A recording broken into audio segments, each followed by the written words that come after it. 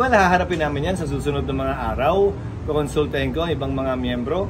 Pero nakausap ko na si Senator Bato kaugnay niyan. At ang sinabi ko sa kanya, anumang investigasyon na nais niya patungkol sa kanya mismo. At kay Senator Go, mas maganda siguro kung hindi sila mismo ang manguna ng komiteng yun. Para walang aligasyon na ito'y personal at hindi impartial at hindi fair. Yun ang haharapin namin siguro sa mga susunod na araw. Committee of the Whole, option yon. Pero ang tinitingnan ko rin ay iba pang komite na pwedeng mag-handle nito maliban sa komite ni Senator Bato. Siyempre, may karapatan siya at bahagi siya dun sa pagtalakay at discuss ng bagay na yun. Paano tinanggap mo ito? Okay naman sa kanya. No? Nagkapalitan kami ng text kagabi. Pero isa sa formal ko ito sa mga susunod pang araw. Magkikita kami itong weekend pagbalik ko matapos ng kinailangan ko lamang gawin dito sa Sursagat. Okay, sir. Thank you, sir.